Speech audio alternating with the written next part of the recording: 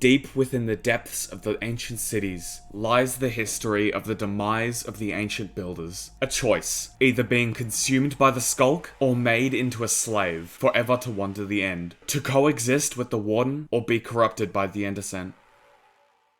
Looking back at 2022, I'm happy with some of the videos we've put out, with our biggest video being my prediction of 1.20, which I still believe will be getting somewhat similar content within the main game, along with how it undoubtedly fits with the lore. If I'm wrong again, pretend I said something smart. If you enjoy the video, consider subscribing. Minecraft's ancient cities are heavily centered around world building and lore, with a large portal in the center, even being outright confirmed to be so. Something that people have glossed over in Disc 5, the ancient city's respective music disc contains a massive amount of lore, just from one sound.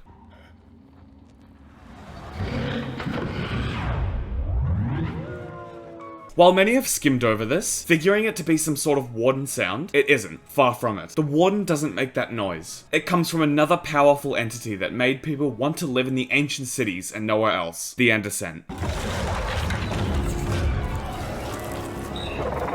This 6-block tall enderling is one of the most terrifying mobs, originally being revealed in Minecraft Dungeons. They are canon, as Mojang stated that Dungeons is canon, even being willing to add the Isolature to the game, which is a Dungeons mob. The ancient builders, or the heroes, took whatever they wanted from any dimension, eventually discovering the end, either while being chased by something powerful like the Wither, or just for research. After their first crusade through the end, they decided to slay the majority of the Ender Dragon population, driving them to near extinction. This came with consequences. The Descent see the heroes butchering one of their most coveted life forms, which themselves are relatively strong. The Descent, either retaliating from the loss of their dragons or seeing the humans as a threat to them, must have decided to wipe them out or sever the connection to the overworld. But then they see that these humans can craft, build, and mine. Upon picking up on this, they change their minds on what to do. Instead of severing the connection straight away, they'd infect and control the humans by corrupting them with void matter, which can be seen in Minecraft Dungeons, as the places they hide in have this corruption everywhere. What makes me so sure that they're infected and didn't evolve? The Bestiary, an official book based on the lore of an explorer from the world of Minecraft, is shown to dissect things, including the Endermen. We all know about their fangs and how their heads extend when they open their mouth, with the fangs protruding from the corners of the jaw. The skull doesn't line up in the slightest, resembling the skull of a human. I also mentioned the corruption that the Descent can create to channel their power into objects. I believe this is used here to control them. They implanted a sort of growth within their frontal lobe, which is the part of a human brain that lets them voluntarily control themselves. Taking over that part of the brain lets the Descent control them like drones, allowing them to have completely obedient servants. On top of that, the Enderlings, which I believe were created instead of infected, have more misshapen bodies like the Descent, like oversized arms, extremely thin limbs, or eyes covering the body, which don't seem practical, meaning this can't have come through evolution. The only proportionately sized Enderling is the Enderman, which is only just starting to be stretched. With a possible Wither up above the surface, the Nether being too dangerous, and now the Descent coming for them, the builders construct a new portal to attempt to flee, hearing the Descent's pounding in the distance as it fights through and crushes the tribe's warriors.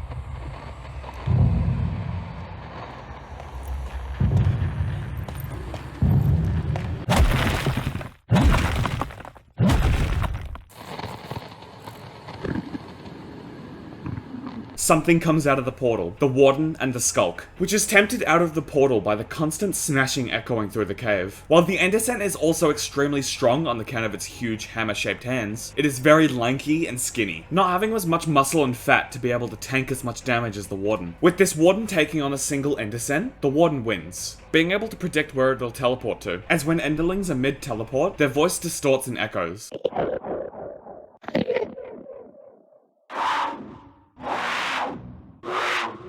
Since sounds travel in vibration waves, as the Descent teleport, the Warden hears exactly where they'll end up. This echoing sound is shown during the Enderman mini-boss in Dungeons, when they linger on a teleport. After a long time of the builders trying to coexist with the Warden and trying to fight off the Descent, most are taken away and infected, with the others being consumed by the Skulk. The Descent, with their newfound builders, construct the End Cities, Broken Citadel, and the Obsidian Pillars, keeping the lost Ender Dragon, the Enderling of its species, alive. To keep any remaining humans away, the End Descent create a being to protect the End with their magic. The Heart of Ender, after a while, is either taken or cast out of the End, possibly through the End Descent, fearing it would take control of their realm, being so powerful that it's tethered to its dimension of origin, like how the End Descent can't teleport between dimensions like the Enderman can, having to climb through the portal. Eventually, they see how the Heart of Ender in its pure form, as the Orb of Dominance, is able to control the properties of weaker dimensions, sending Enderman to recover it, attempting to regain control over their creation. But after the commotion caused through its pairing with the Arch-Illager, humans were sure to follow and destroy it, having 6 End Descent climb out of the portal. They removed the Eyes of Ender to sever the connection, then finding a secluded area within the overworld to infect, attempting to make a sort of one-way wormhole back for themselves. But if you've played Minecraft Dungeons, you'd know that these 6 End Descent perish in order to reach the end, having them fuse the eye into their chest, giving them extreme strength, which might have to do with the nether magic that's also present within the eye. The End Descent order the other Enderlings to eliminate the heroes to stop them from destroying the Heart of Ender, but they fail to do so, with some End Descent falling as well. The heart is found just as it leaps into a large pit of concentrated void matter, giving it an extreme amount of power. After the heart is defeated, redstone golems are still walking around, which if you don't know, were brought to life using the end magic from the heart, being that they're seen stationary around the heart when the Arch-Illager finds it. As a retaliation, the End Descent lead a major invasion where they attempt to enslave and wipe out all humans from the overworld. This seems to have worked for the most part. Skipping to ages later, or possibly right after, we're brought to the main game, where we, the players, are one of the remaining survivors from this onslaught, given why there are no other humans left. We find the remains of humans through wrecked ships, temples, fortresses, and strongholds, with their previous living spaces probably being trampled and smashed to pieces by the End Descent and their troops. Finally, we reach the end, instinctively hunting the dragon, which only defends itself because of its history with the humans. Now that you've defeated the last dragon, rendering it extinct, you've gotten the attention of the End Descent and the rest of the End, who won't go down as easily as the Piglin armies. Speaking of their armies, there's a likely chance that the End Descent use the DNA of other mobs to enhance their Enderlings, making them more powerful in battle. The Blastling can rapidly shoot projectiles of a sort of ender fire, with a mane of said fire around their neck. They could have been influenced by blazes. The Snailling has a glowing egg sac on its back, which generates and propels a web through its chest to trap victims, like how spiders can in dungeons. Even the Watchlings have influences from zombies with the way they swarm the player, or how their groan has zombie groans mixed in.